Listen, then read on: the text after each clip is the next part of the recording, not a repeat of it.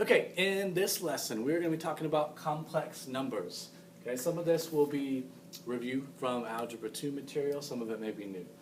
So what is a complex number? A complex number is a type of number that has a real part and an imaginary part, and it can be written as A plus BI, where A is the real part and B is the imaginary part.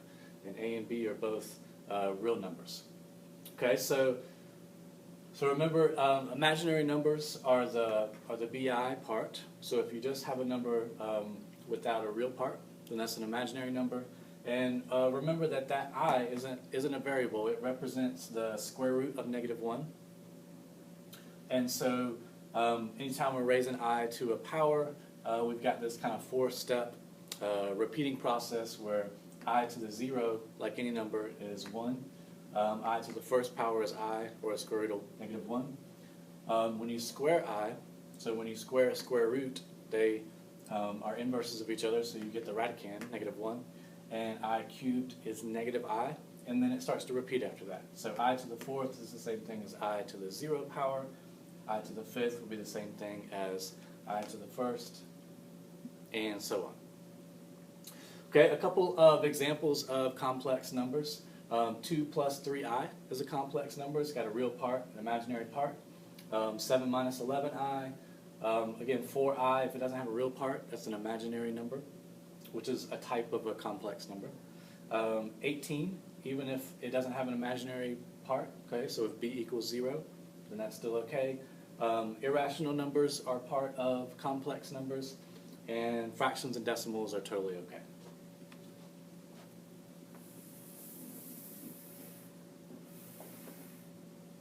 Okay, we can do some operations with complex numbers, similar to the way we do operations with binomials.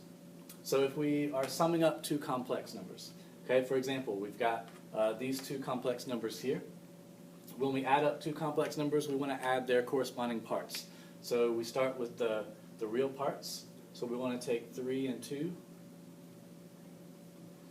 And we want to add up the imaginary parts. So we've got 4i and a -I, so plus a -I. Okay, so 3 and 2 makes 5. That's going to be our new real part. And 4i and -I makes 3i. That's going to be our imaginary part. So this is the sum of these two. So just like if you had x plus 2 and plus x plus 7, you want to add like terms. Okay, difference, same thing except we're subtracting. Don't forget to distribute the subtraction sign. So we've got 14 minus 6. That's going to give us 8. And we've got -2i minus 8i. So a negative and a negative makes a negative. So we end up with 8 minus 10i. For multiplication, again, similar to binomials, where we want to make sure that we distribute each piece in one binomial to each piece in the other. Okay, so if you're a fan of FOIL, you can use FOIL. If you're a fan of the box, you can use the box. I like the box, so I'm going to put 2 and 5i on the top, and I'm going to put -4 and -3i on the side. So now we just want to multiply the columns by the rows. So -4 times 2, -4 times 5i, -3i times 2, and -3i times 5i is going to give us -15i squared. Now remember from our last slide that I squared is -1, so we can simplify this to be positive 15 without an I component. Okay, so now we can combine our like terms. We've got a -8 and a positive 15. That gives us a positive 7. We've got a -6i and a -20i. That gives us a -26i. And that will be our product of these two complex numbers.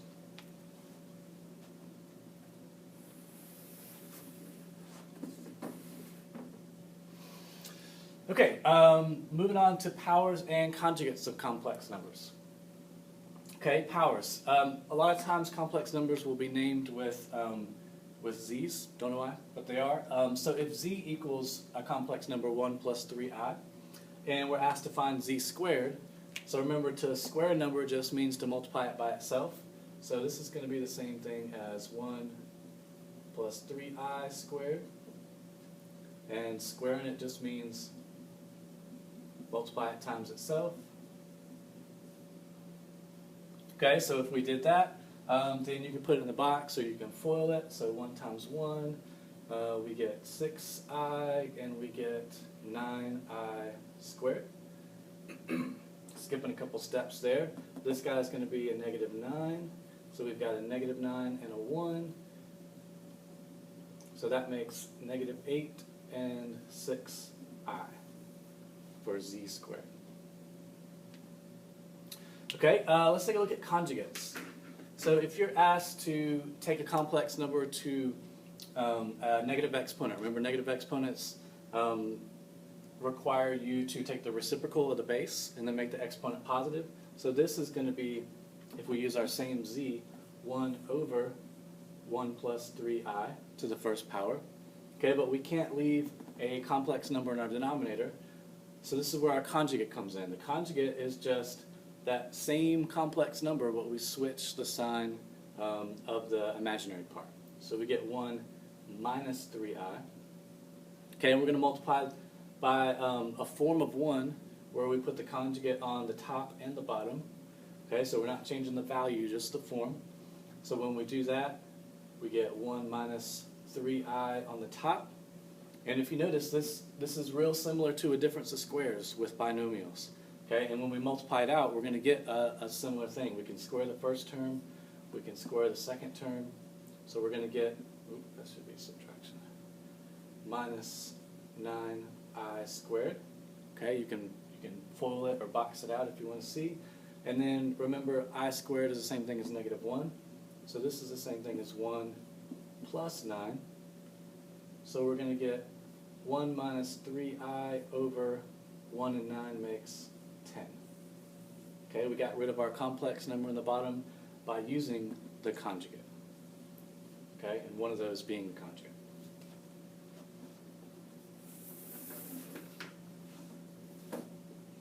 All right, quadratic equations.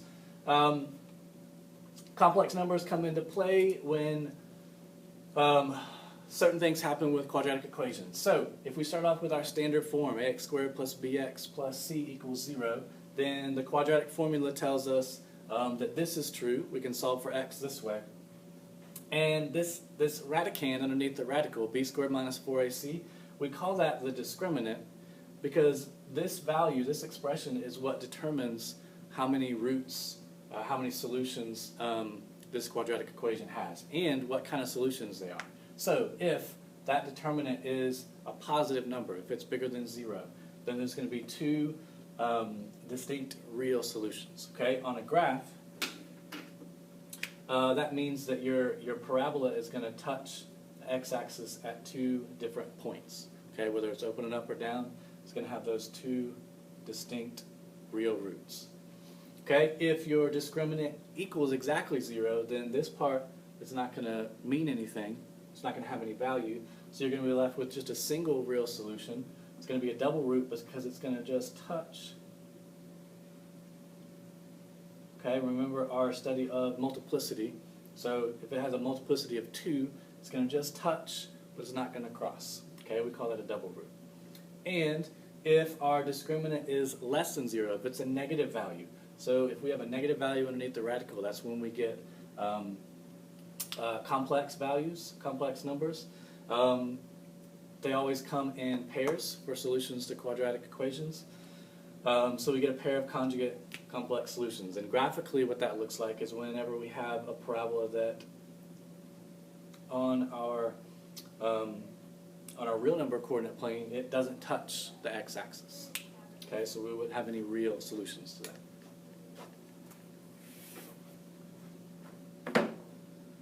Okay, so that brings up a good question. If we can't see those complex solutions on our xy plane, can we graph complex numbers? And the answer is yes. But first off, let's look at our number line. So going back all the way back to elementary school, we know we can plot a value. Let's say you've got x equals -3. Okay, and you want to plot that on a graph. Well, it's just one value, so if we go to our number line, boom, there's x equals -3. All right, so that's a real number. Now, if we go to a complex number, okay, so for example, z equals 4 plus 3i, and we want to plot that point, well, that doesn't fit. It doesn't fit on our number line. It's nowhere on here. So this brings in the complex plane. So now we've got two axes, much like our Cartesian coordinate plane, but now instead of an x and a y axis, our horizontal axis represents the real numbers, or the real part of our complex numbers, and the vertical axis represents our imaginary part. Okay, so instead of just 1, 2, 3s on our imaginary axis, we've got 1i, 2i, 3i, and so on. Okay, so if we want to plot 4, 3i, you can think about it kind of like a coordinate pair, to where we're going to go over 4 on our real axis, because this is the real part, and then we're going to go up to 3i on our imaginary part. So over 4, up 3i, point z is going to look something like that. Okay, so that's graphing a complex number on the complex plane. One operation we can do, with numbers on the complex plane, or just complex numbers in general, is find the absolute value or the modulus of a complex number. If we go back to our real number, x equals -3, if we wanted to find the absolute value of x, well, that's the absolute value of -3, which we know is 3. If we look at it graphically, remember the absolute value just represents the distance of that point from 0. So if we wanted to see how far that number is from 0, we just do 1, 2, 3, and it's 3 units away from 0. Okay? Same thing happens on the complex plane. This time, though, we want to go straight to our origin, because that's kind of our 0 on a two-dimensional plane. Okay, so we want to find this distance here of this line. So think about it like the distance formula or Pythagorean theorem. If we were to drop down a vertical line, then we know that this side is 4, this leg of the right triangle. This leg is 3, because we went up to 3i. So we can do our Pythagorean theorem. We can do 4 squared plus 3 squared.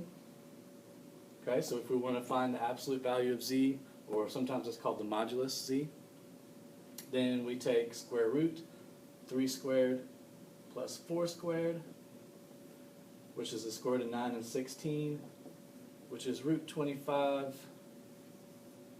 which is 5. So this length here is 5, and that would be the absolute value or the modulus of